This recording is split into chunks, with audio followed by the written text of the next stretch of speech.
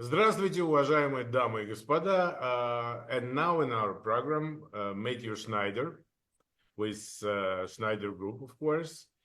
Это семейный бизнес, специализирующий на North Shore и северных, и северо-западных пригородах. Мать Мэтью начала бизнес, я думаю, лет 35 назад. Потом к ней присоединился сын.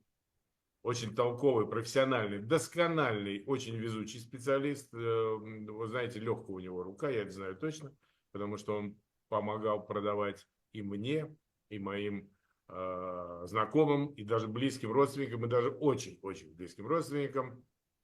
Так что это очень надежный человек. Hi, Matthew. Hey Alex, how you doing? Thank you for stopping by. Thanks for having The me. last couple of times we spoke, there was a shortage of supply in the real Mhm. estate market in Chicago and northwestern suburbs. Has situation changed by October 2024 or not so much? A little bit. A little bit. Supply is building a little bit since like August, in the suburbs and in the city too and surrounding areas. The market slowed, so you like your under contracts, your closings are slowing a bit. Your levels of supply and market times are still historically very low though. So, um, it's you're seeing I think in general like a pause in the market. You have an election cycle which tends to We slow will, we will, things we down. will talk about that later. Yeah, that's absolutely separate Yeah, question. And everybody is wow. yeah, of course. As usual. Okay. So I understand. But if you ask, now people ask, not me, not you. No, maybe you've been asked, but we see less and less because people are talking to intelligence, artificial Mhm. intelligence. And if you ask artificial intelligence what is a housing market is in Chicago and northwest suburbs, you will receive the answer. The Chicago and northwest suburbs market is somewhat competitive. Homes there receive three offers Mhm. average and sell in around 56 days. The fresh, Mhm. just today. Is it true?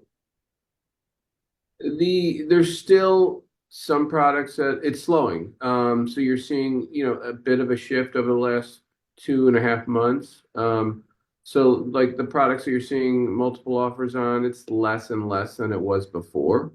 Um, I'm seeing more strength, good strength coming from like the low end. A lot of the stuff that we've had multiple offers recently is, the lower price points, so, but, market times are starting to tick up and, there's less and less multiple offers. And I think you're going to see that throughout the winter. It's going to get, the good stuff's always going to go, but the level of competitiveness is going to wane, um, until we get to springtime.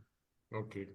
You mentioned winter and spring. Usually by winter, real estate market activities dies down. No, not Mhm. dies, slows down. Yeah. So I'm surprised by this artificial intelligence response. But median home prices are still a little bit up, right? Yeah. Median prices are up. I think I was just looking at charts before we got on.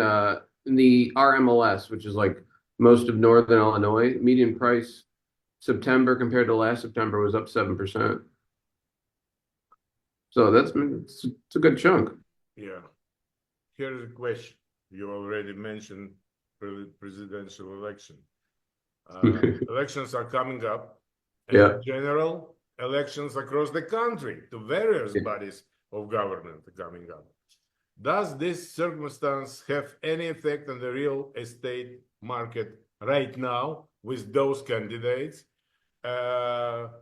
Okay, I'll finish because I don't want to say something extra. I think it always does. I've been doing this for like 20 years, and every time you have an election cycle, no matter who the candidates are and what's going on, you always have a pause and as you get into the latter part of the summer and into the winter, it's slower than it would have been normally, I think. It's just you get an extra bit of uncertainty where some people will make the choice not to do anything.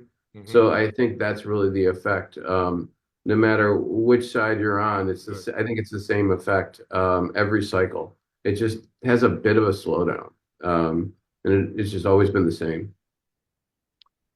We have blitz interview, as you know, but fast and short. But I need to ask you two more questions at least. How will the expected interest rate cut will affect the market? I mean, it came down a little bit. The funny thing is, like, so in August, rates started coming down ahead of the Fed announcement. So we went from like on your general 30-year conforming fixed, you went from like 7.25-ish down to about 6.25. And the market was slowing as the rates were going down, kind of, against conventional thinking. And after the announcement, I sort of saw a little bit of a pop. There's a few things that I was sitting on that sold. I don't know, maybe if that's just personal. But since then, rates have kind of come back up. So now you're hovering in the upper sixes. So, from an affordability standpoint, I'd love to see them get lower. It's the million-dollar question, right? What's the Fed going to do, and how many cuts are they going to have, and how big are they going to be? They're given the data that's coming out, people are uncertain as to how fast they're going to decrease rates. So it really is, it's uncertain. The level of interest rates at the moment, I think, really does kind of hit affordability. And that might be part of the reason why you're seeing inventory build a little bit. But, hopefully they increase the speed of the cuts into next year, and you have a better affordability, and then more demand coming from the bottom up, which will kind of trickle up to the upper tier price points. Thank you. The main question: what's new in your agency? I know you have good coffee because I see people, you don't see them. I see them going back and forth with cup of coffee. So, do you have any news? You always do. Yeah, what's new in we're always working on different marketing things. So, like working with you guys on videos and doing different property tours. Our company as a whole is always growing. There's always new people coming in, which is kind of cool. There's kind of a freshness to it when you have some younger people coming through the building, particularly in an industry where it tends to be older. That's a good thing. We do need more people from the younger standpoint coming into this industry. We're just continuing to try to hack away and always find new stuff to work on. It's always a pleasure to have you here. Thank you, Schneiders, ladies and gentlemen. And I just remind you that all contact details, phone numbers, emails can be found in the link to this interview. Thank you very much, Matthew. Thank you, Alex. Always a pleasure. Bye-bye. Bye-bye.